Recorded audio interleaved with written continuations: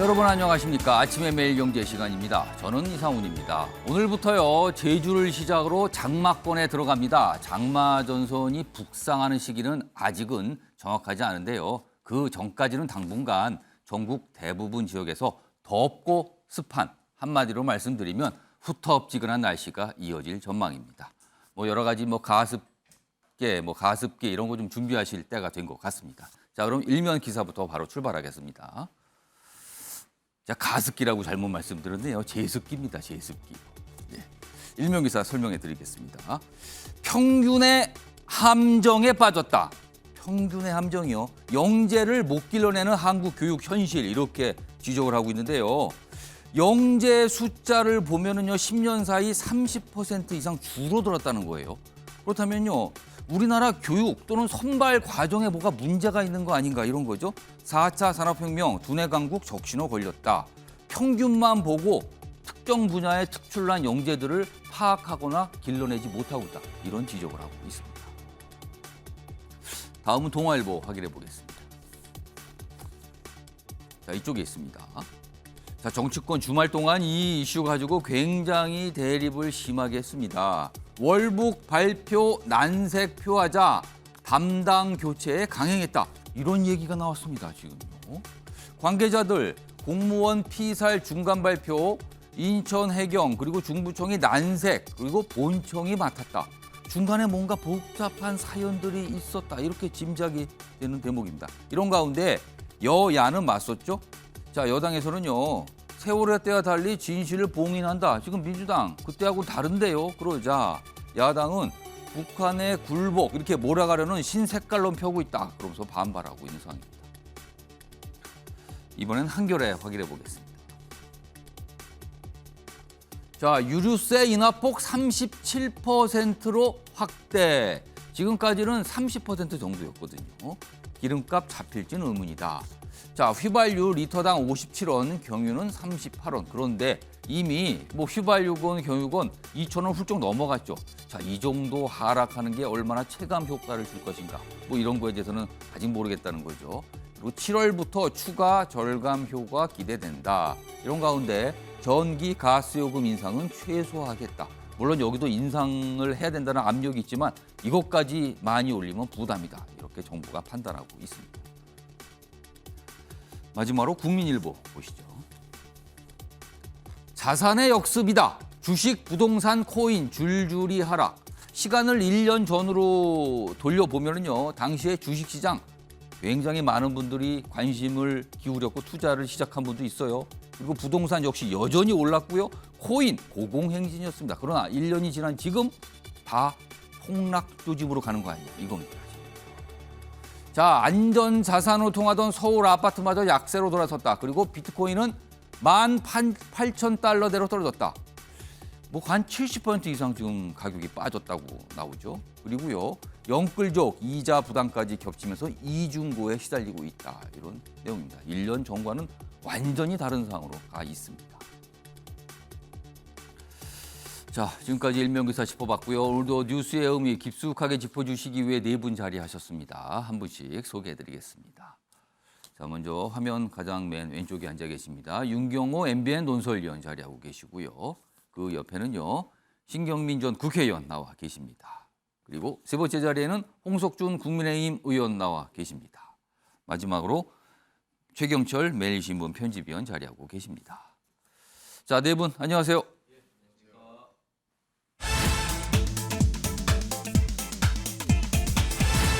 자, 아침의 매일 경제 첫 번째 이슈 키워드로 확인해 보겠습니다. 첫 번째 키워드입니다. 북로남불 대 신색깔론. 그러니까 이게 다 새로운 표현이에요. 색깔론인데 앞에 신이 붙었으니까요. 새롭다는 거고요. 위에는 북로남불이요. 내로남불이 아니라 북로남불이라는 표현이 등장을 했습니다. 여야가 지금 이렇게 맞서는 상황을 키워드로 준비했습니다. 자, 그럼요. 기사 두 가지 먼저 확인해 보겠습니다. 첫 번째 보시죠. 자, 야당, 국민의힘도 월북 인정했다. 2000년 당시 상황에 대해서 다시 얘기를 꺼내면서 당시 그쪽도 인정했잖아요. 이렇게 질문을 던지고 있습니다. 그런데요, 여당은요, 지금 민주당 행태를 보니까 북론안불이다. 그러니까 이게 한마디로 말하면 북한 쪽에 뭔가 자꾸 두둔하고 남쪽에 관련해서는 좀 다른 모습 아니냐 이렇게 또 평가를 하고 있습니다. 좀 더 보죠. 자, 이른바 이 서해 공무원 피살 사건 이거 놓고 갈등이 격화되고 있습니다. 우상호 민주당 비상대책위원 그리고 권성동 국민의힘 원내대표가 뭐 정면으로 맞서면서 충돌하는 양상 주말 동안 보였습니다. 다음 기사 좀 보시죠. 이 기사의 제목을 보시면 공통점이 문재인 전 대통령이 등장하죠. 양 정당에서 나오는 어떤 주장, 입장들을 소개를 했습니다. 자, 여당 이거 월북 공작이다. 문재인 전 대통령이 답을 하라. 이렇게 겨냥을 하고 있고요. 야당은요. 이거 문 전 대통령 죽이려는 신색깔론 또 들고 나왔다. 이렇게 반발합니다. 아래로 가죠. 여기 있습니다. 역시 이제 두 명의 인물이 나오죠. 권성동, 우상호 각각의 뭔가 주장을 하는데요. 자신들과 북한 두 곳만 항상 뭔가 예외다. 그렇게 뭐 민주 인권 외치더니 예외다. 그자 우상호 친북 시욱이다. 그리고 이게 지금 공무원 이 관련 사건 재조사보다 민생이 심각한데 지금 뭔가 자꾸 다른 쪽으로 가고 있다. 이렇게 반발하고 있죠. 뭐 이런 상황입니다. 그리고 이준석 국민의힘 대표는 민주당을 겨냥해서 특히 우상호 비대위원장 발언 관련해서 과거 세월호 때 그 모습과는 너무 다른 거 아닙니까? 이렇게 또 반발하는 목소리도 냈습니다. 자, 그럼요. 이와 관련해서 우상호 민주당 비대위원장의 목소리 들어보시죠. 이 첩보 내용은 당시에 국회 국방위나 국회 정보위원회에서 여야 의원들이 다 같이 열람했습니다. 지금 여당 의원들도 다 보고 월북이네 이렇게 얘기한 적이 있습니다. 제가 그걸 다 알고 있습니다. 어떻게 이런 내용을 정쟁의 내용으로 만듭니까? 민생보다는 뭔가 친북 이미지, 뭔가 북한에 굴복했다는 이미지를 만드는 소위 신색깔론적 접근이다. 이렇게 저는 규정하고 있습니다. 이 정보를 까면 대한민국의 어느 첩보기관이 어떤 루트로 감청을 해서 북한 군의 어떤 정보를 빼냈는지를 알게 됩니다. 북한이 알게 됩니다. 정말 무책임한 일이라고 생각합니다. 자, 이렇게 뭐 반발을 하고 있죠. 그러니까 갈래를 보면 이래요. 민주당에서 나오는 반발의 목소리는 이런 갈래가 있습니다. 일단 이거 색깔론이다. 그러니까 문재인 전 대통령 관련 그리고 문재인 정부에 대해서 뭔가 친북 이미지를 씌우려고 지금 나서는 거다. 그래서 정치적인 뭔가 득실, 이득을 얻어가려는 거다. 이게 이제 한 가지 갈래고요. 또 다른 거는 과거 정부 이때 다 봤다 이미. 그리고 국민의힘 쪽에서도 이거 월북 맞다. 그렇게 인정하지 않았는가. 왜 이제 와서 그러는가. 그리고 그 당시에 정보를 다 공개하면 이거는 우리가 북한 정보를 얻는 루트가 다 공개되는 셈이다. 그래서 안 된다. 이런 입장입니다. 지금요. 반면에요. 다음 화면 보시죠. 자, 권성동 원내대표 역시 주말 동안에 입장을 좀 냈는데요. 민주당 윤건영 의원은 사건 당시 월북으로 판단할 만한 근거가 있었다고 한다. 그렇다면 근거를 공개하라. 자, 근거 여러 소리 하지 말고 공개하세요. 동의하세요. 이 뜻입니다, 지금. 그리고 모든 입증 책임은 주장하는 사람에게 있다. 모든 거 다 공개해보고 난 뒤에 잘못된 쪽이 책임지면 된다. 이렇게 나오고 있는 겁니다, 지금. 또 보면 이렇습니다. 민주당은 끊임없이 정의, 인권을 외치고 있지만 딱 두 곳이 예외다. 그게 바로 민주당 자신과 북한이다. 여기서 북로남불 이렇게 또 표현을 씁니다. 험악하죠? 지금 상황이요. 자, 이 얘기 좀 해보죠. 자, 오늘 국민의힘과 민주당 소속이신 두 분 정치인 나오셨어요. 먼저 이제 홍석준 의원님께 좀 질문 드릴게요. 민주당 쪽 주장, 이거 좀 하나씩 질문 좀 드릴게요. 일단 신색깔론이라고 입장을 내고 있어요. 그리고 민주당에 덧칠을 하려고 한다. 친북 이미지, 굴복 이미지를 씌우려고 하는 거다. 그리고 지금 정보는 이게 기밀 정보고 굉장히 민감한 그런 어떤 과정을 통해서 얻는 정보인데 이걸 다 공개하게 되면 그 정보를 얻는 과정 자체가 북한에 다 노출된다. 이거는 국익을 위해서 안 좋은 건데 이걸 왜 하잖아. 이렇게 두 가지로 좀 갈립니다. 자, 우선요. 첫 번째. 굴복 이미지를 주려는, 친북 이미지를 주려는 신색깔론이다. 이거 어떻게 좀 보십니까? 그 문제는 우상호 위원장이 저는 굉장히 좀 예. 잘못 생각하고 계시다. 예.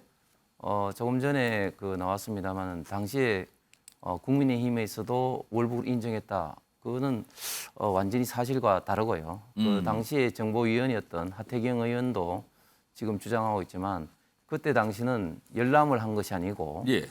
국방부 장관이나 그리고 국정원장이 단순하게 보고를 했고 거기 관련해서 굉장히 이의를 제기했다. 그럼 자료를 당시에는 2020년 당시에는 국민의힘 의원 등등이 직접 본 게 아니라 그거를 알고 있는 정부 당국자로부터 설명을 들은 거다 이 말씀입니까? 그렇습니다. 열람한 것이 아니라 보고를 받았다. 그리고 거기에 대해서 분명히 이제 이의 제기를 했다. 그리고 예.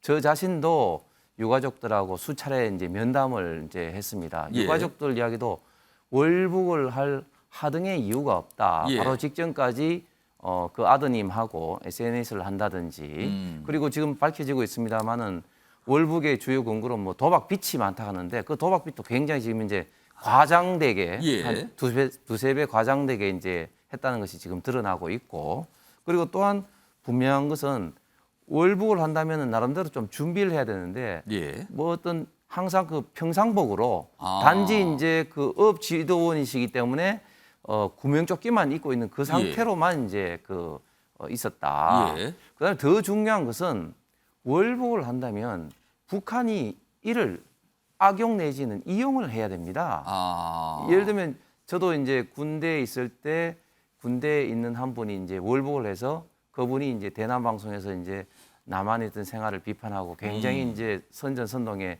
악용이 되었었죠. 예. 그런데 왜 그러면은 월북을 하시는 분을 북한 군이 아. 총살을 시키고 왜 그걸- 그러니까 이른바 북한이 활용을 하지 않았는가? 그렇습니다. 아. 그러니까 그 아무런 월북에 그때 당시만 하더라도 그때 당시에도 월북을 하는 게 이유가 없다. 예. 가족분들이 계속해서 이야기했고 저희 당에서도 지속적으로 그 예. 문제를 제기를 계속해 왔었습니다. 예. 그리고 그 가족분들이 이제 청와대에 정보공개 청구를 하니까 거부를 하니까 예.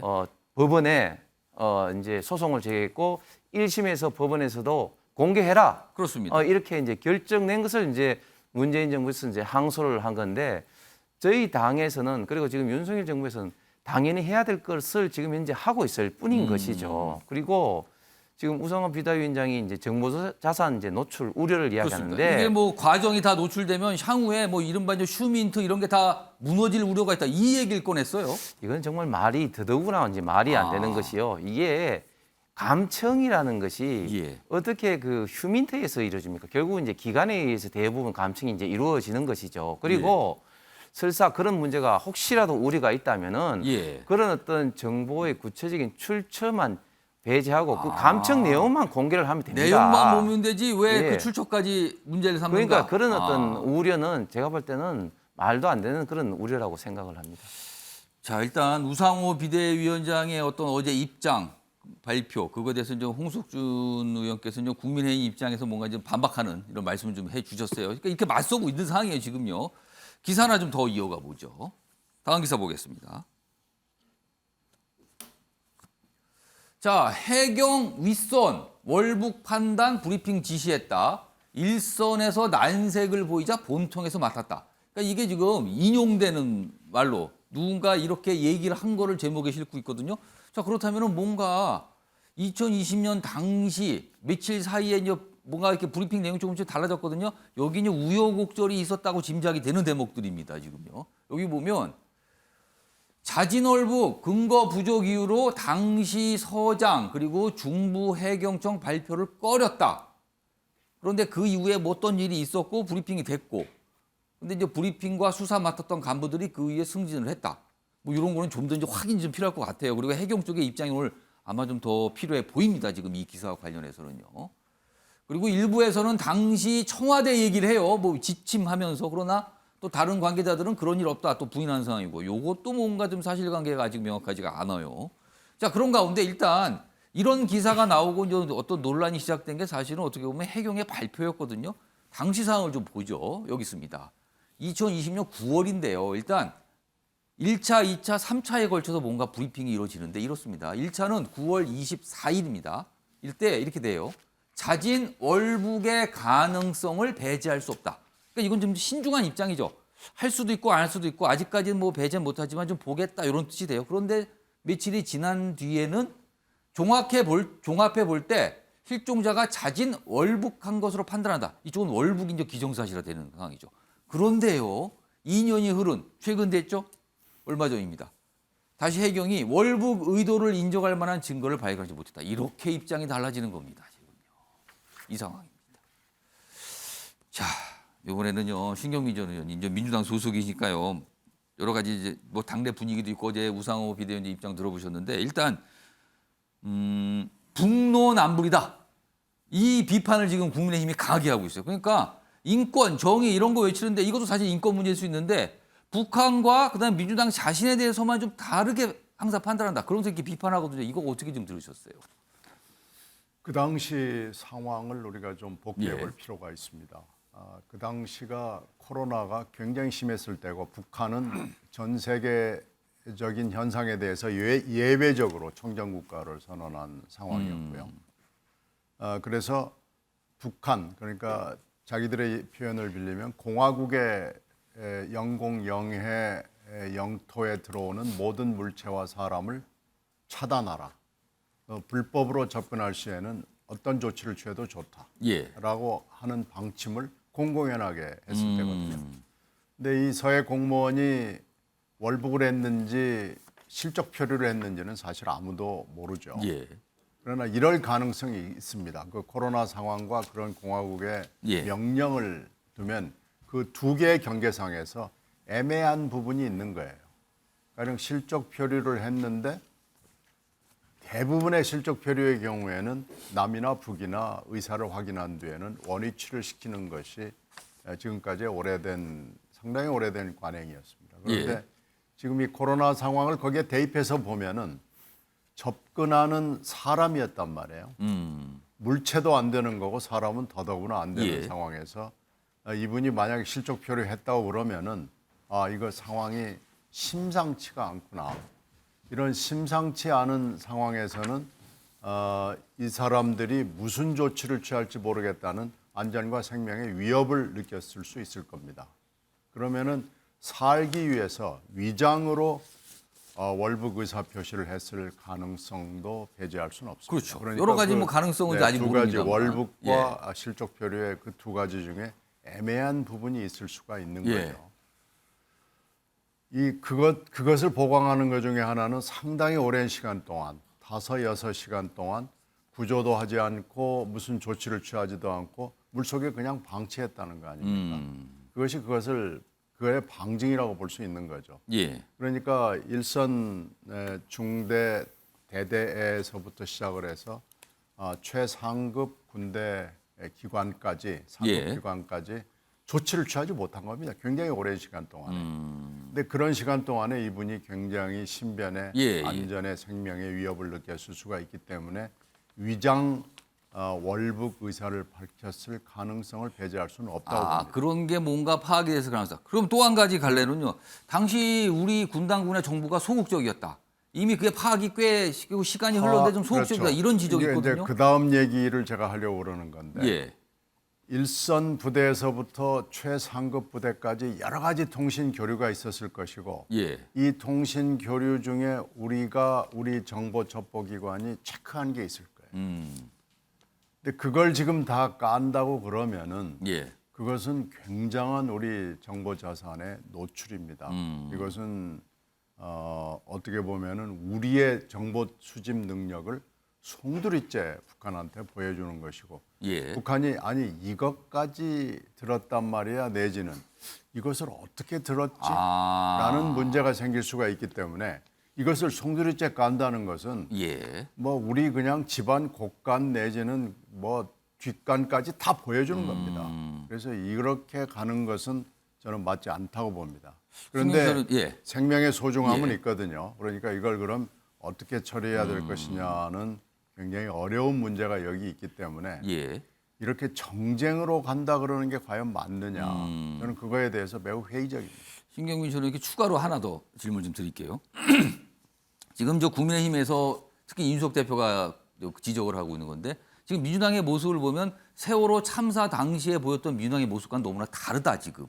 어차피 사람의 생명이 달려 있고 어떤 사건이 발생을 하고 사고나 내지 사건 뭔가 참사가 발생한 건데 너무 대하는 태도가 다르다 이렇게 지적을 하거든요. 이건 좀 어떻게 좀 들으셨어요? 세월호하고 이 사건은 좀 성격이 다른 것 같습니다. 이건 금방 설명드렸듯이 한 국가에 더군다나 대치하고 있는 상대와의 정보 첩보 자산이 노출이냐 아니냐라는 중대한 문제가 있고 예. 세월호 문제하고는 좀 성격이 다른 거고요.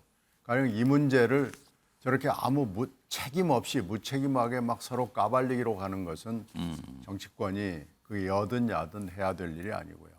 다른 방법을 통해서 문제 제기를 예. 해서 조그맣게라도 팩트가 확인이 되면 그 팩트를 가지고 싸워야지 이렇게 예. 태도를 가지고 싸운다거나 주장을 가지고 싸우는 것은 지금 성숙해 보이지가 않습니다.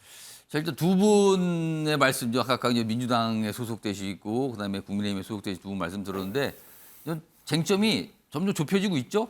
이 정보, 어떤 내용을 담은 그 자료, 지금 국가기록관에 있는 이 자료를 공개하는 부분, 지금 여야 합의가 안 되고 있는 상태인데 지금 두 분 말씀도 좀 약간 대립되는 상황입니다. 아마 이 지점이 또 첨예한 논쟁의 지점이 되지 않을까 싶은데요. 관련 기사가 좀 더 있습니다. 이어가 보죠. 자, 윤석열 정부 전 정권 전방위 공세를 펴고 있다. 그래서 그 공세 중에 하나가 이제 서해 공무원 피살 사건 요건데요. 요거에 더해서요, 지금. 여기 보면 문재인 정부 인사수사 거치에 압박을 하고 있는데 또 한 가지가 뭐가 있냐면요. 김정숙 여사 옷값. 이쪽으로 또 전선이 확대되는 거 아니야. 이 얘기입니다. 이게 좀 기억나시죠? 이게 이제 문재인 정부 말기 동에 논란이 좀 됐었던 내용인데 옆으로 가겠습니다. 여기 설명이 돼 있죠? 여기 밑줄이 거 있습니다.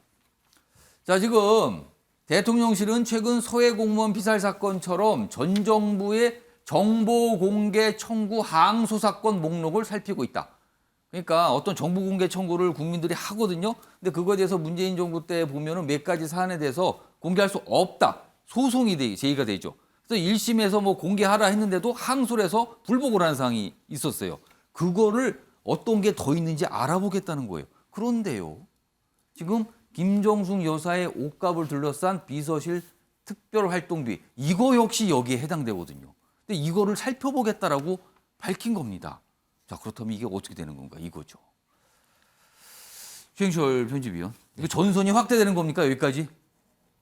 뭐 그런 모양새를 보이고 있는 것 같습니다. 근데 예. 지금 우리 공무원 피살 사건에 대한 조사가 지금 확대되고 있는 것 새로이 예. 그 국면을 맞고 있는 것은 피해 유가족들의 발언이 지금 굉장히 강합니다. 그들의 호소가 지금 강하기 때문에 예. 진상 규명이 벌어지고 있는 것이지. 저는 국민의힘과 지금 정부가 앞장서서 저 진상 규명을 하고 있다고 보지는 않습니다. 아. 그분들이 가족을 잃은 그 슬픔, 가족을 잃었는데도 월북이라고 낙인 찍힌 그 아픔, 예. 이러한 것들이 그들을 너무나 고통스럽게 했고 그래서 그분들이 진상 규명에 굉장히 열심히 나섰지 않습니까? 그렇기 때문에 정부가 응답한 것이지. 예. 저는 저것이 기획에 대해서 전 정권을 공세에 나선 것은 아니다고 봅니다. 아. 그리고 또 지금 뭐 이재명 의원에 대한 백현동 수사 그 부분도 감사원이 다 감사를 해서 수사 의뢰를 한 부분입니다. 예. 그렇기 때문에 당연히 진상 조사를 해야 되는 거고요. 예. 그리고 뭐 다른 부분들도 다 뭐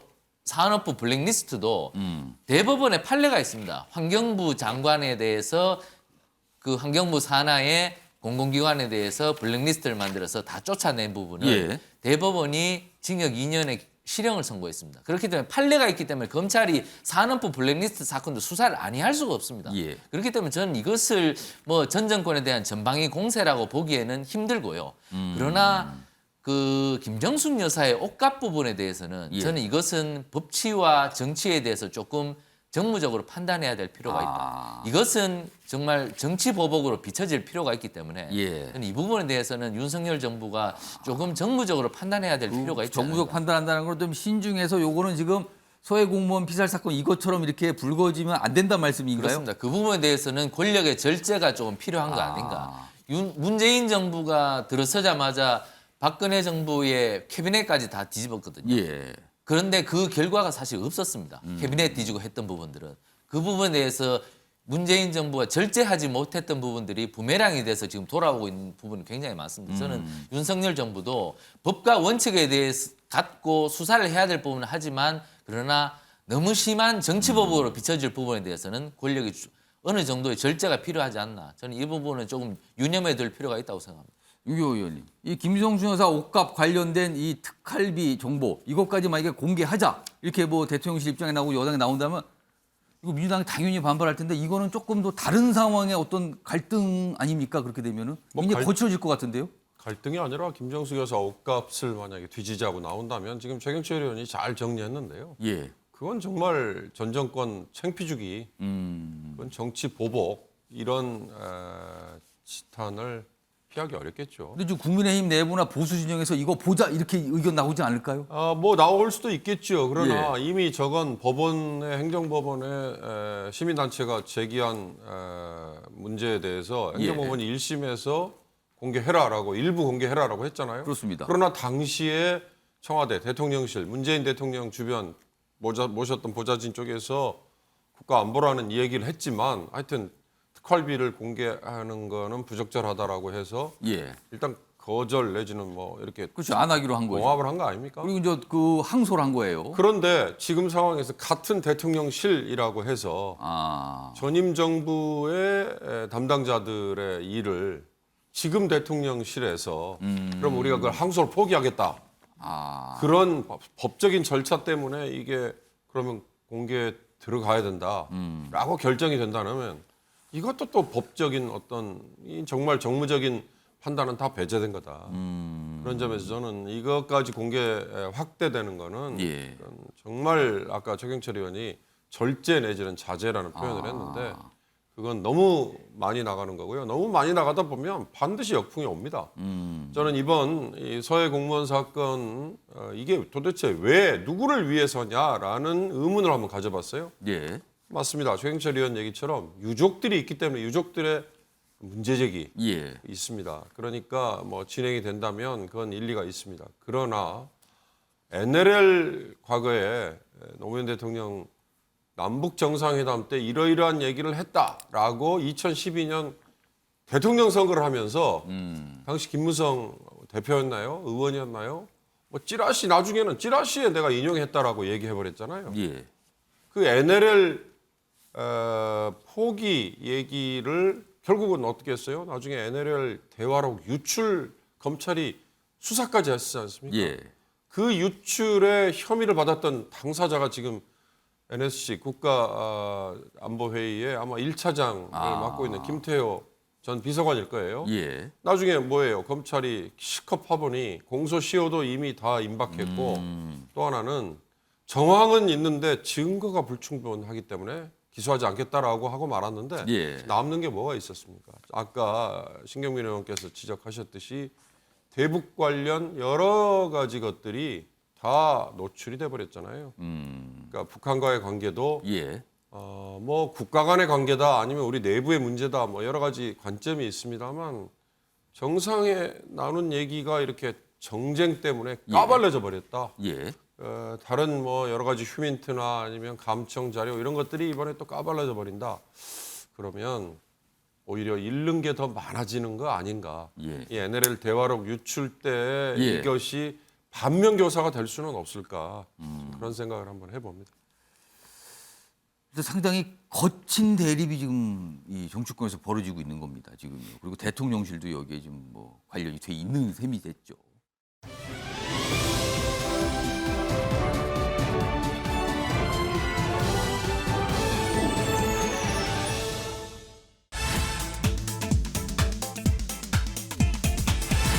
풍전등화입니다. 그러니까 이 촛불이 있는데 이게 꺼질지도 모른다는 거죠. 지금 바람이 강하게 불고 있어서 어떤 정치인 한 명에 대한 얘기인데요. 기사로 확인해 보죠. 자, 정치 운명 분수령을 맞은 이준석 국민의힘 대표. 이른바 이제 성상납 의혹. 이거 관련 증거인멸 교사 의혹도 있고요, 지금. 이르면 이번 주에 국민의힘 당 윤리위가 열리는데 여기서 무슨 징계 조치가 있을 경우 이게 이제 상황이 심상치 않게 된다는 거죠. 그럼요. 자, 그럼요. 이와 관련해서요. 이준석 대표의 이야기 좀 들어보시죠. 도대체 어떤 부분이 이제 윤리 다루겠다는 것이 잘 이해가 안 가기 때문에 네. 저는 이 부분은 뭐 윤리가 상당히 오히려 고민이 많을 거다 생각합니다. 자, 일단 이준석 대표가 그렇게 반응을 보였죠. 다음 화면 좀 보겠습니다. 이준석 대표의 어떤 입장이에요. 이 의혹 제기가 계속 있었거든요. 그거에 대한 입장인데, 그러니까 윤리위에서 만약에 어떤 결정을 하는데 경고를 만약에 결정하면 이것도 받아들이기 힘들다. 최고위 판단을 받아야 하는 제명이 아닌 윤리위가 임의로 할 수 있는 당원권 정지는 그야말로 정치적 판단이다. 그러니까 지금 윤리위에서 할 수 있는 징계 조치가 여러 단계가 있어요. 가장 낮은 게 경고, 그다음에 뭐 당원권 정지, 그 이후에 무슨 제명 등등등 있는데 경고도 못 받아들이고 만약에 당원권 정지한다면 그야말로 이거 정치적 판단이다. 그러니까 어떻게 보면 압박하는 거다, 탄압이다. 뭐 이런 분위기가 좀 느껴지죠, 말하는 거에서. 이렇게 반발하는 상황이에요. 그러자 다음 기사 보겠습니다. 윤리위 이항희 위원장이 주말 동안에 이례적으로 입장을 내요. 그러면서 부적절한 정치행위 말라. 이준석 대표를 겨냥한 거죠. 그렇다면 이게 뭔가 지금 굉장히 분위기가 험악해졌다? 강경한 어떤 징계 조치를 할 수도 있다? 이렇게 전망이 되는 거거든요. 좀 더 보면은요. 자, 이거는 뭐 성상납 아닌 품위 유지 자체를 논하는 거다. 그러니까 뭐 수사 얘기하지 마라. 이런 거예요. 도덕적 판단을 강조했다. 수사 결과는 무관하다. 근데 만약에 이번 주에 징계 결정을 낼 땐 이게 어떤 식으로든 당내 엄청난 갈등을 불러올 수도 있다. 그리고요, 자칫 상황에 따라서는 당대표를 그만둬야 되는 결정이 나올 수도 있다는 거죠. 징계 조치에 따라서는요. 지금 이런 분위기입니다. 화면 하나 더 보죠. 이항희 윤리위원장의 어떤 입장이었죠. 자, 윤리위는 당원 개개인의 지위고와 상관없이 모든 당원에 대한 징계 관할을 갖고 있다. 징계권 갖고 있다는 걸 강조하죠. 그리고 국민적 눈높이를 최우선으로 당원 당규에 따라 공정하게 사안 처리할 것이다. 이렇게까지 강조하는 거 보니까 이게 뭐가 있나 보다 지금 당에서 이렇게 반응을 하고 있거든요. 지금 상황이 이렇습니다. 자, 요거 최영철 편집위원. 네. 이렇게까지 분위기가 가고 자꾸 언론의 기사로 다뤄진 이유가 언론에서를 이거를 이렇게까지 뭔가를 다루진 않지만 그 배경에는요. 이준석 대표를 바라보는 이른바 윤핵관 그리고 윤석열 대통령이 굉장히 불편하다. 이준석 대표의 어떤 정치적 존재가 부담스럽다. 이래서 자꾸 이게 이슈가 되는 거 아니야. 이런 시각이 있거든요. 어떻게 보십니까? 네, 뭐 심증은 갑니다. 심증은 간다. 네, 그러나 뭐 물증이 없어서 그렇죠. 증거를 댈 수 없지만 심증은 있다. 예, 그렇습니다. 이게 뭐 심증이 가는 이유는 예. 지난 연말이죠. 이준석 대표가 가출을 한번 했죠. 그래서 뭐 그 당시에 윤석열 당시 국민의힘 대선 후보가 지지율이 급락하는 굉장히 힘들었죠. 그렇습니다. 예. 그것 때문에 굉장히 그 윤석열 당시 후보도 굉장히 좀 그 속으로 많이 좀 화가 났었다. 가출한 게 2번 아닙니까? 그렇습니다. 2번이었는데 예. 그 12월 가출이 좀 심했죠. 아. 그렇기 때문에 그 당시에 굉장히 그 당시에 또 김건희 여사 또 파문도 있어서 예. 그 윤석열 후보로서는 굉장히 야 이거 정말 지는 것 아니냐 이 정도까지 얘기를 했었다고 제가 들었는데 어쨌거나 그 심리적으로는 정서적으로는 이준석 대표가 좀 당시에 굉장히 미웠을 겁니다. 그러나 지금은 어떻게 되는지 잘 지금은?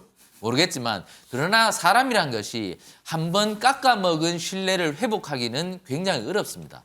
그렇기 때문에 그 당시에 이준석 대표가 행했던 것들 그렇다면 그것이 어느 정도 회복됐을지 이것에 대해서 가늠하기는 어렵지만 어쨌든 제 생각으로는 그러한 신뢰 회복은 쉽지 않은 것이다. 그러나 지금은 윤석열 당시 후보가 당선이 됐기 때문에 그런 앙금이 풀어졌겠지만 예. 당시로서는 굉장히 좀 씻을 수 없는 것이 아니었겠나 이런 저는 생각도 하고 당내에서도 그렇게 분석을 하는데 예. 그러나 그런 것 갖고 원수를 갚는 취지는 아니지 않겠습니까? 그런 것 갖고 원수를 갚을 만한 자리에 있지 않고 윤석열 그리고 대통령이 예. 그리고 그 대통령의 측근들도 지금 뭐 그러한 생각을 갖고 있지는 않을 터인데 예.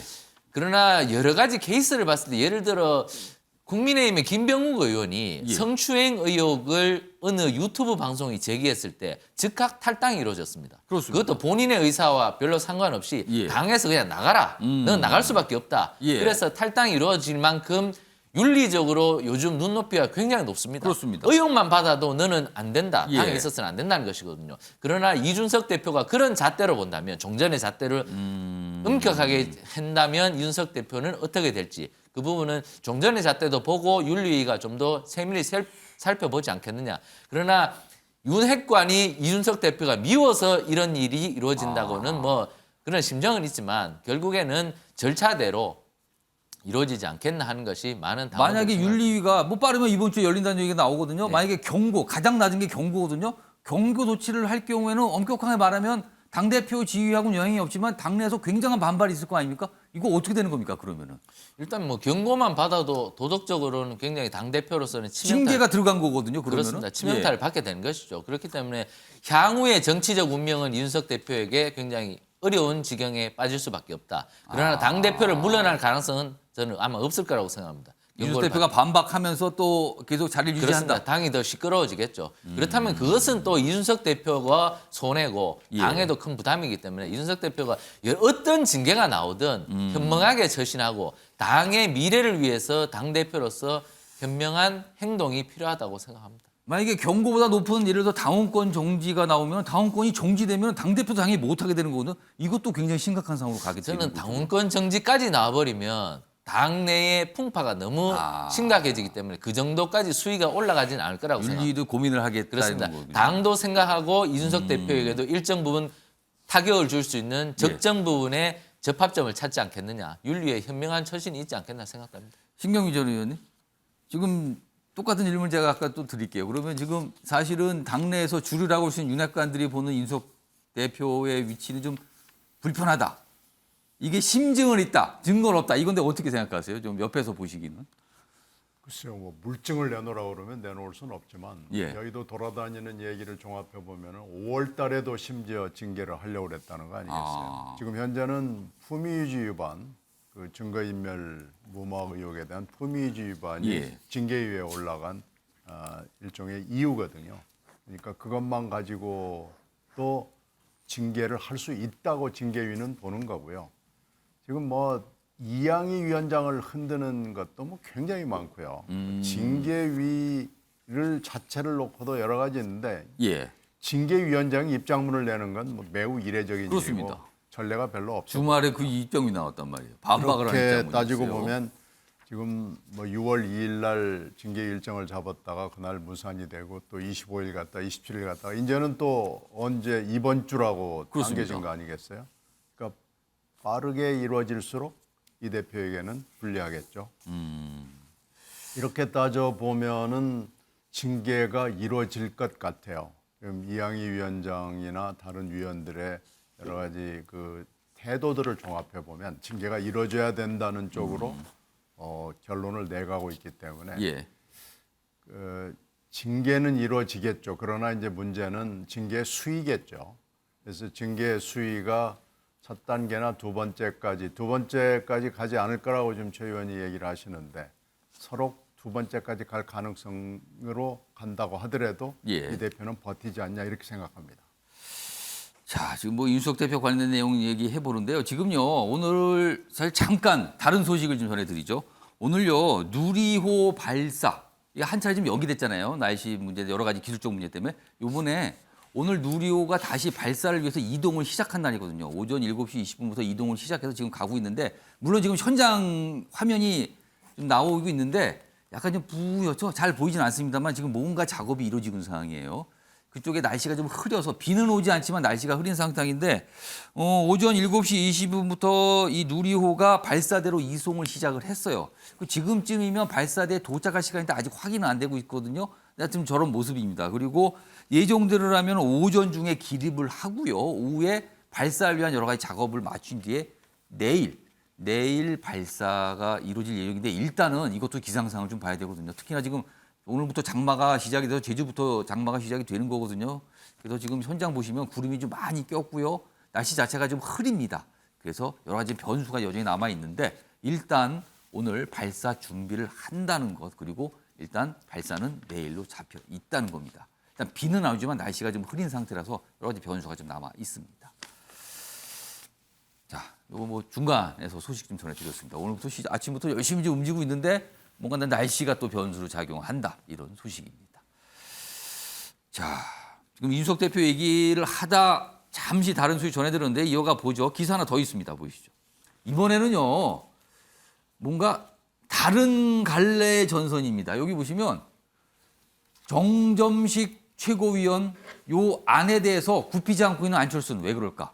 자, 요 안에 대해서요 안철수 의원과 이준석 대표가 대립하고 있어요. 정정식 의원은 지금 국민의힘 소속 의원이거든요. 자, 여기 보면 국민의당 몫에 국민의힘 의원을 추천한 거예요. 두 자리를 추천하기로 했는데 그중에 한 명이 정정식 의원, 국민의힘 의원이 들어간 거예요. 그러자 이준석 대표가 반발합니다. 아니 왜 갑자기 국민의힘 의원을 집어넣은 거예요? 거기다가 정정식 의원은 이른바 친윤으로 꼽히는 의원인데 뭔가 또 묘하게 갈등이 있는 거죠. 지금 여기에도. 아까 앞서 다뤘던 내용과 연장선에 있는 걸로 보입니다. 자 여기 보면 안철수 당권위에 친윤 제휴설이 나오는 가운데 이런 움직임이 있었거든요. 이준석 대표 임명 거부 지금 40일째 갈등을 겪고다 이겁니다. 이 얘기 좀 해보죠. 윤경호 의원님. 이거 지금 누가 이상한 겁니까? 이 사안은. 안철수 의원입니까? 이준석 대표입니까? 누가 이상한 걸로 보이십니까? 지금? 뭐 이상하다는 거는 제가 판단을 못하겠지만 체면이 깎이는 건 저는 99%가 안철수. 체면이 깎인다.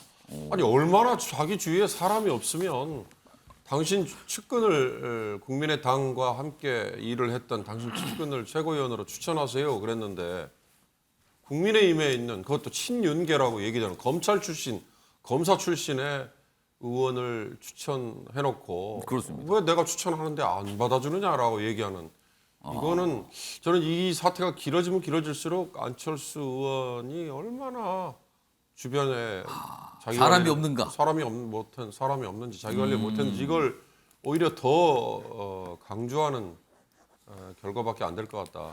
반면에 이준석이라는 당대표는 정말 당대표의 권한을 본인의 입지를 탄탄하게 하는데 최대한 활용할 줄 아는 사람이다. 그 뭐 들어보니 두 자리의 지명직 최고위원은 대표에게 절대적인 권한이 있다는 거 아니에요? 예. 그러니까 대표가 제가 지명하겠습니다. 추천하세요라고 얘기했으면 사실 추천한 사람의 어떤 판단이나 정무적인 입장 이런 것들을 충분히 고려할 만해요. 예. 그런데 지금 이렇게 안 된다고 계속 그러는 안 거예요? 된다고 예. 얘기한다는 이거는 권한을 가지고 있는 이준석이라는 대표가 이걸 얼마나 잘 활용하는가를 역설적으로 보여주는 거고요. 모르겠습니다. 이게 이제 국민의힘 내에서 과연 안철수 지지 세력과 이준석 지지 세력 간에 무슨 힘겨루기다 저는 그렇게까지 보이지는 않고요. 그냥 뭐 찻잔 속의 태풍 정도인데 궁극적으로 저는 안철수 의원이 예. 국민의힘에 들어가서 예. 자기 입지를 넓혀가는 게 참 쉽지 않구나라는 걸 보여주는 뭔가 아닌가라는 생각이 듭니다. 자, 홍석준 의원님. 정정식 의원을 최고위원에 이제 추천을 한 거예요. 두 네. 명을 추천하셨는데 그 중에 한 명이 이제 국민의힘 소속인 정정식 의원. 그러니까 언론들에서 이제 취재를 하다 보니까 이분은 친윤으로 꼽히시는 분인데 그런데 또 이준석 대표는 반대하고 있고 이 상황인데 정정식 의원을 최고위원에 임명하는 거 어떤 의견을 갖고 계십니까? 지금 정점식 의원이 좀 입장이 좀 곤란할 것 같습니다. 지금 양쪽에 좀 끼어서 안철수 전 대표가 예. 안철수 의원이 왜 정점식 의원을 최고위원으로 추천한 것은 잘 모르겠지만 예.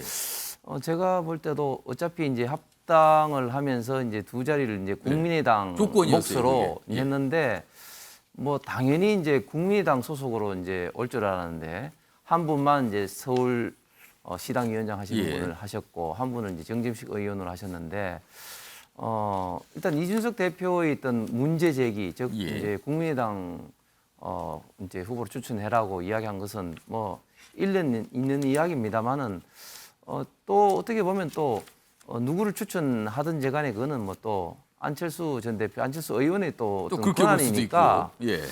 이 점에 있어서는 저는 좀 뭐 그 안철수 의원이 좀 입장은 조금 깎이겠지만 예. 결국은 대원칙 합당할 때 이제 2명 추천권을 갖고 있는 안철수 의원의 어떤 추천한 사람이 누구든지 간에 받아들인 게 어떤 합당의 어떤 원칙을 또 지키는 것이 아닌가 그렇게 좀 생각이 됩니다. 어쨌든 이 문제는 안철수, 이준석도 두 분의 어떤 개인적인 그런 예. 어떤 미묘한 또 관계가 한마디로 말해서 안 좋죠. 예, 사이가 이런- 안 좋습니다. 이런 또 예. 어떤 문제를 또 야기하는 또 원인이 아닌가 그런 또 생각이 듭니다. 그러니까 이 최고위원 건은 이제 합당 과정에서 최고위원을 추천할 수 있다 이런 조건이 돼서 그거에 합의 내용에 들어간 거거든요. 근데 지금 2명을 추천할 수 있느냐 아니다 한 명만 하는 거다 이것도 좀 다툼이 있고요. 그리고 왜 하필이면 국민의당 소속도 아니고 국민의힘 소속 의원을 추천하느냐 이걸 가지고 지금 대립이 돼서 한 달 넘게 지금 대립입니다. 지금 이 상황입니다. 묘한 상황입니다. 지금.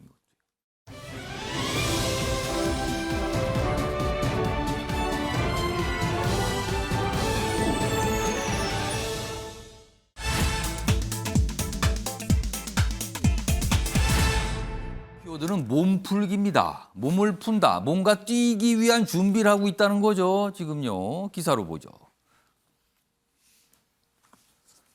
자, 당직은 당원에게 당권 도전에 시동을 건 이재명. 자, 이 기사는요. 그동안 이재명 의원이 당권 도전을 하느냐 마느냐 이 다툼이 있었다 이건데 이걸 넘어서 이제 시동 걸었다고 쓰고 있습니다. 이 기사는. 이 정도면 시동 건 거다. 권리당원 비중 확대 목소리를 내고요. 뭐 8월 전당대회 룰 갈등 고조될 것 같다. 뭐 이렇게 돼 있습니다. 일단 당권 도전 시동을 걸었다라고 나왔습니다. 이 기사는. 자, 그러면요. 주말 동안에 어떤 모습이 있었거든요. 그 모습을 보고 나온 기사인데요. 확인해 보겠습니다. 정당의 주인은 나라의 주인은 국민. 당직은 당원에게, 공직은 국민에게. 그게 큰 원칙이에요. 우리 계양을 지역의 권리당원 수가 8,500명 정도 되신다고 해요. 8만 5천 명은 내리지 않겠어요? 자, 지난 주말이에요. 그제인데요. 이 이재명 의원이 본인 지지자들과 함께 어떤 모임을 가진 거예요. 그 자리에서 당직은 당원들이 결정해야 된다. 그렇다면 뭡니까 이게? 여론조사보다는 당원의 뜻이 반영돼야 된다. 이건 본인에게 유리한 거거든요. 그리고요. 지금 권리당원 얘기를 하면서 이거 더 늘어나야 된다. 지금 이른바 개딸, 개혁의 딸의 줄임말인 개딸들을 권리당원으로 인정할 것이냐 말 것이냐 이게 다툼이 있는데 늘어된다고 얘기했어요. 그렇다면 뭡니까? 그래서 이 상황을 보고 당권 도전 시동 걸었다라고 나오는 겁니다. 지금. 자, 이 상황이 하나가 있고요. 다음 기사 하나 더 보죠. 자, 이재명 전대룰 전쟁 가세 했는데 그리고요. 철험에는 최고위원 대거 출마 조짐. 철험에 이른바 강경 초선 모임인데요. 여기에 보면 이재명 의원을 지지하는 대선 때 지지했던 인물들이 많이 있다고 알려진 곳이거든요. 근데 여기가 최고위원 출마 조짐이 있다는 겁니다. 그러면 어떻게 되는 겁니까? 이재명 의원은 당대표에 출마를 하고요. 철험회 소속 의원들은 다수가 최고위원에 도전을 하게 됩니다. 그리고 권리당원을 늘리라고 요구하고 있습니다. 이 상황인 겁니다. 자, 그렇다면은요, 이게 뭔가 당의 어떤 역학구도 권력구도가 요동을 칠 수 있는 상황인 거거든요. 요렇게 가고 있는 겁니다. 이 얘기 좀 해보죠. 신경민 전 의원님, 철험회 소속 초선 의원들 출마 조짐이 있습니까? 좀 들리십니까 지금? 예, 뭐 많이들 준비하고 있죠. 뭐 교통 정리가 필요할 정도로 다수기 때문에 교통 정리는 뭐 이루어질 것으로 생각합니다. 그러면은 이게 지금 분리돼서 하기 때문에 예, 당 대표 따로 최고위원 그렇죠. 따로잖아요. 따로 그게 이제 집단 지도 체제로 하자는 재선 의원들의 뭐 요구 내지는 의견이 있습니다만은 그건 뭐 이번에 이루어지지 않을 것 같고요. 또 하나는 집단 지도 체제로 되면 대표의 권한이 좀 약화되거든요. 같이 뛰어가지고 그 중에서 최고 많이 받은 사람이 대표가 되는 것이기 때문에 그렇게 갈 수는 없어 보입니다. 현재로서는 불가능한 논의일 것 같고요. 예. 그렇게 따지면은 대표는 이재명 대표가 뛰고 철험회 등 지금 이재명 의원에 가까운 사람들은 예. 또 최고위원으로 뛰어서 상당히 많은 숫자들이 지도부 체제에 들어간다. 뭐 이런 시나리오가 현재 가시권 안에 들어와 있습니다. 그렇다면은 근데 좀 생각을 돌려서 보면은요, 이재명 의원이 당 대표를 도전하는 그 자체를 보면 최고위원까지 이재명계 의원들이 도전을 한다는 게 이재명 의원 자체로는 좀 부담이 되지 않을까요? 다 이재명 거다 이런 시선이 좀 부담되지 않을까요? 지금 뭐 그런 시선에 대해서 별로 개의하는 느낌은 받지 못하고 개의치 않는 있습니다. 것 같다. 네, 그런 인상이 별로 없어 보이고요. 지금 대표 출마에 대해서도 당내 찬반 뭐 여러 가지 여론들이 지금 부닥치고 있지만요. 예. 사실상 그 계양산 산행 일정이라는 것이 이제 선언만 남았다는 걸로 해석이 됩니다. 그리고 계양을에 출마했다는 것 자체가 예. 이미 대표 출마를 거의 다음 코스로, 다음 목표로 기정사실화한 굉장히 중요한 조치이기 때문에 예. 이미 송영길 서울시장으로 가면서 계양을을 비우고 계양을에 가서 출마를 선언하고 또 당선이 되고 이러는 과정이 지금 그 짜여진 시나리오, 예. 대표로 가기 위한 짜여진 시나리오로 해석이 되고 있기 때문에 그런 이런 여러 가지 것들에 물론 찬반 논의가 있고 뭐 경론이 벌어지겠지만 예. 별로 그렇게 그 코스에 지장을 줄 것으로는 생각되지 않습니다. 계획된 바대로 가고 있는 거 아니냐. 지금 신경민 전 의원께서는 좀 그런 분석을 좀 해주셨습니다. 이재명 의원과 관련된 기사가 하나 더 준비되어 있습니다. 보시죠. 자, 방금 영상에서 확인했던 그 자리에서 나온 다른 내용의 발언이에요. 그걸 소개하고 있죠. 이재명, 개딸 만나서 거친 표현 자제를 당부했습니다. 최근에 약간 논란이 있었잖아요. 근데 이걸 당부를 했어요. 그렇게 하면 안 된다고. 그러자 친문의 반응은 눈 가리고 아웅일 뿐이다. 그렇게 당부한다고 됩니까 지금? 반응은 싸늘하다. 양측이 뭐 여전히 시각차가 있다. 이렇게 돼 있습니다. 자, 그럼요. 이 기사와 관련된 이재명 의원의 발언도 확인해 보겠습니다. 영색이 헌법기관인 국회의원들한테 그 억압적 표현을 한다고 하는데 과연 무슨 도움이 되겠냐. 억압적 표현을 한다고 해서 상대가 생각을 바꾸지 않습니다. 과격한 표현 또는 거친 표현, 예를 들어 억압적 행동 이런 것들이 최근에 문제가 되는데 그런 것들은 오히려 적개심을 강화할 뿐이죠. 자, 최영철 편집이요. 네. 그러니까 좀 자제해달라고 당부한 거예요. 그런데 이제 이른바 이제 이재명 의원과 대립하는 쪽의 이제 반응은 그 이제 그런 얘기 하십니까? 시커 골마 터졌는데 이제 그 얘기 하십니까? 그러면서 전당대회를 의식하시는 거군요. 이런 또 시각이 있어요. 이거 어떻게 보십니까? 이재명 의원의 속마음과는 다른 일종의 꾸민 말이라고 생각합니다. 아, 꾸민 말 아니냐? 그렇습니다. 뭐 나는 굉장히 포용적인 사람인데 그래도 도덕적으로는 문제가 있는 말은 하지 말자. 이런 도덕군자를 내세우는, 앞세우는 그러한 일종의 꾸민 말인데 실제로는 여전히 선동 정치에 의존하는 스타일은 계속될 것이다. 이게 정치가 굉장히 이성의 영역인데도 불구하고 요즘 몇몇 정치인들이 굉장히 감정에 의존하는 선동 정치를 하거든요. 그를 통해서 이성을 마비시켜서 어떠한 선동적인 어휘를 던져서 그 사람들이 완전히 환호하게 만드는 그러한 아주 좀 나쁜 수법을 쓰는데 예. 이재명 의원은 그런 사람이 아니기를 바라지만 가끔씩 하는 행동을 보면 그렇다는 얘기죠. 개딸이라는 단어도 사실 정치에서는 사실 써서는 안 되는 단어입니다.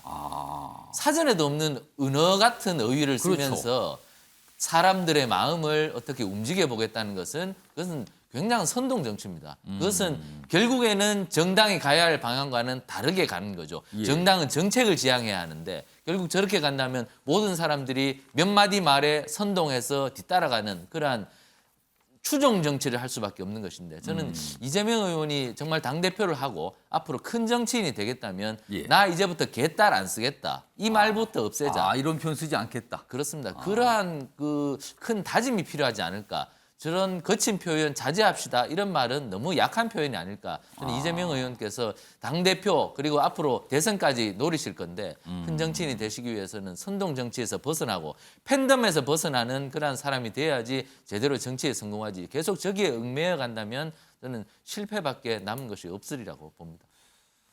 홍석준 의원님, 옆에 이제 경쟁 정당의 어떤 유력한 정치인, 여기 주목받는 정치인과 관련된 내용 쭉 소개해 드리는데 이른바 이제 이 뭔가 거친 표현 이런 걸 좀 자제해 달라. 근데 이게 좀 보시기에 자제가 될 걸로 보세요? 제가 일전에 그 정치인의 그 말 자체가 아니라 어떤 특정 어떤 목적이나 어떤 방향을 보고 그 말을 좀 이해를 좀 해야 된다고 말을 했는데 지금 이재명 의원은 분명히 이제 당 대표를 할 생각입니다. 왜냐하면 이제 다음 총선에 공천권을 쥐고 있는 강력한 당 대표이기 때문에 예. 그런 입장에서 이제 저런 이야기를 하시는데 결국은 이제 지나친 표현을 자제해달라고 이야기를 했을 뿐이지 그대로 표현을 하더라도 뭐 표현을 하지 말라는 이야기는 하지 않은 거죠. 그렇기 때문에 기존의 어떤 문자 폭탄이라든지 거기에 대해서는 뭐 전혀 뭐 어떤 제어 어떤 그런 어떤 예. 말씀을 하지 않은 거라고 일단은 글자 그대로 또 해석이 좀 되고 그리고 또 중요한 이야기가 결국은 이제 당직자는 결국은 당원회에서 결정이 된다. 예. 결국 그것은 지금 현재 민주당의 그 전대룰이 대의원이 지금 45%지 않습니까? 그렇습니다. 그렇기 때문에 당원에 있던 비중을 높이기 위한 기존의 어떤 친명계 의원들의 어떤 주장, 즉 최근에 입당한 어떤 예. 당원들의 비중을 높이는 어떤 그런 어떤 주장과 지금 일맥상통한 어떤 주장을 저 말 속에 지금 의미에 이제 포함되어 있다고 이제 볼 수가 있는 거죠. 민주당도 이제 당대표, 새로운 당대표를 지금 뽑는 과정을 놓고 이제 내용이 계속 이어지고 있습니다. 아직 뭐 매듭이 지어진 건 없죠. 주장과 반발, 또 새로운 주장과 또 반발, 뭐 이렇게 좀 반복되고 있습니다.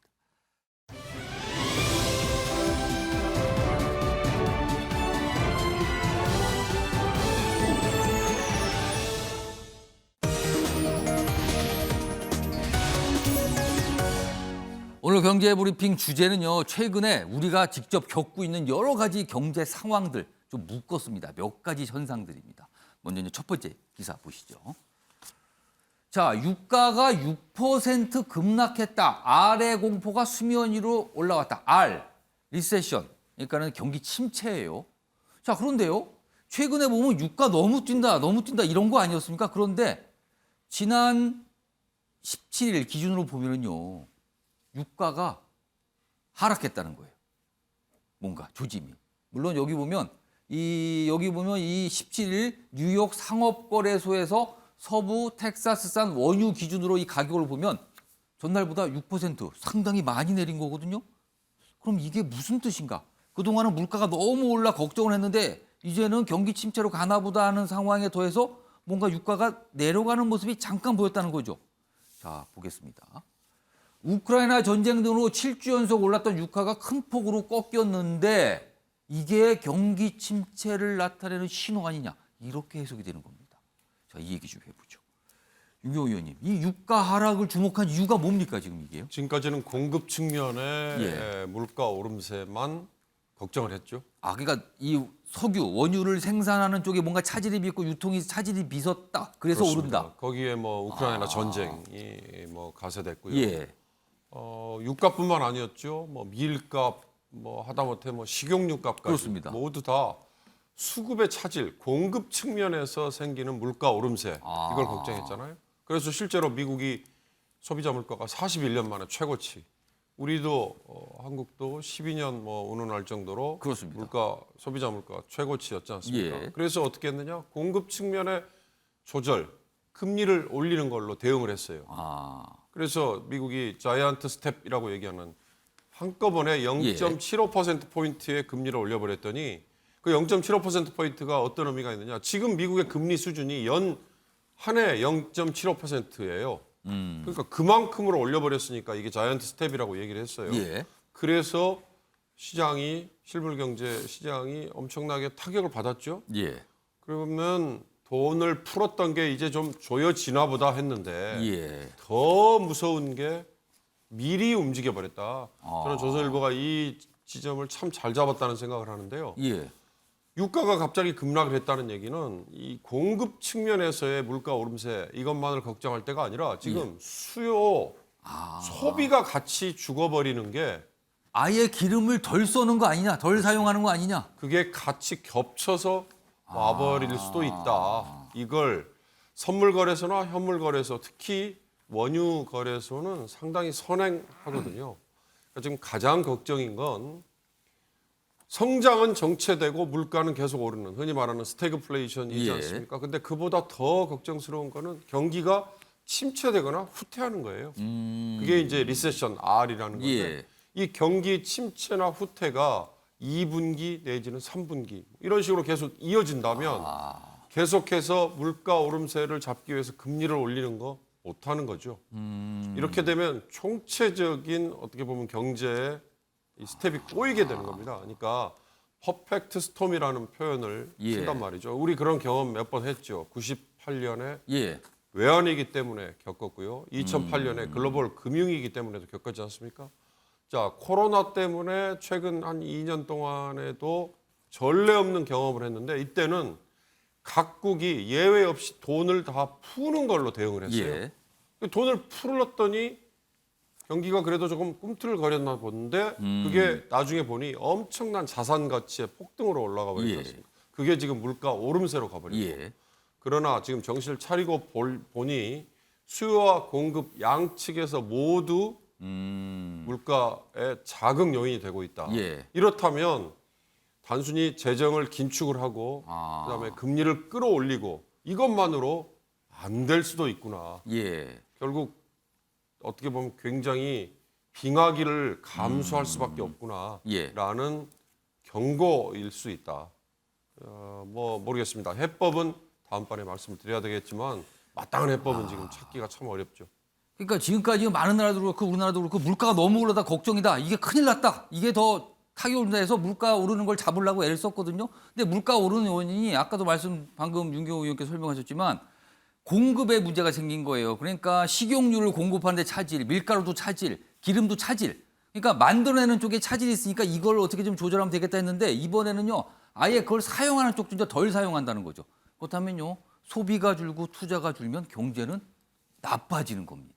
이상한 가는 거 아니냐는 거죠. 지금 걱정은요. 좀 더 복잡한 상황으로 좀 빠지는 것 같아요. 지금 뭐가 시작이 된 것 같습니다. 자, 그리고요. 다음 기사 하나 더 소개해드리죠. 이런 가운데 자산 가격이 지금 많이 내려오고 있는데 특히 가상자산 말도 못할 지경에 이르렀습니다. 지금요. 자, 7개월 사이 70%가 괴멸됐다. 가격이 괴멸됐어요. 시한폭탄이 된 비트코인. $10,000도 지금 위태롭다. 이렇게 돼 있습니다. 지금 여기 그래프 좀 봐주세요. 한참 높을 때는요. 7만 달러에 한 개당 7만 달러에 육박했어요. 근데 지금요. 17,000까지 내려갔거든요. 이거 $10,000 밑으로 내려간다는 전망까지도 나오는 상황입니다. 엄청나게 빠진 겁니다. 지금요. 주말 한때 뭐 18,000달러 붕괴까지 됐다. 그래서 일각에서는 미국 언론들은 암호화폐 파티 끝났다. 그러면 파티 끝나면 설거지가 남잖아요. 설거지가 보통 일이 아니라는 거죠. 지금요. 지금 상황. 자, 최영철 편집위원. 사실은요. 비트코인이 아닌 많은 다른 자산 가격이 이렇게까지 폭락해버리면 이거 정부가 개입하지 않습니까?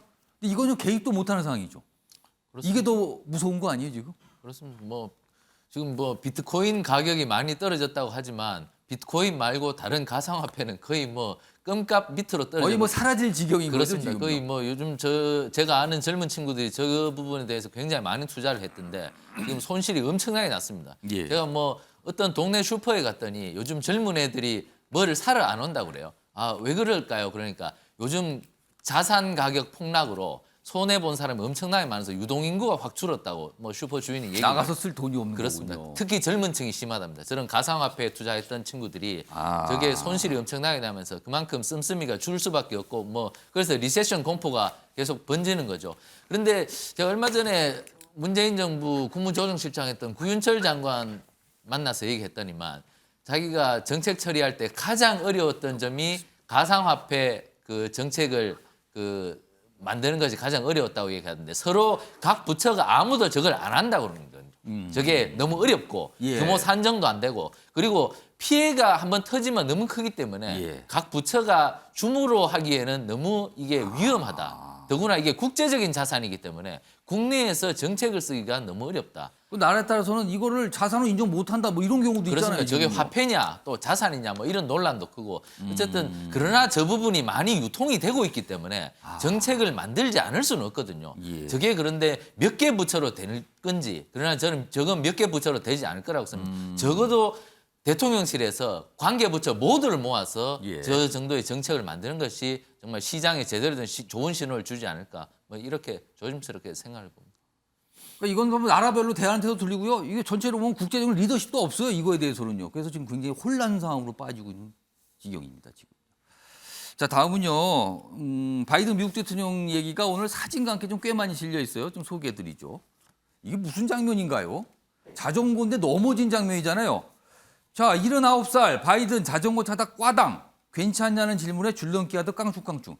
이 얘기가 기사가 되는 이유가 최근에 계속 체력적으로 괜찮은가? 혹시 다른 건강 이상이 없는가? 계속 의문을 받잖아요. 지금 바이든 대통령이요.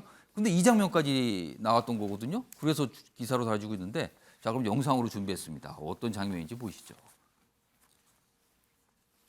자, 여기 보시면 가다가 넘어져요.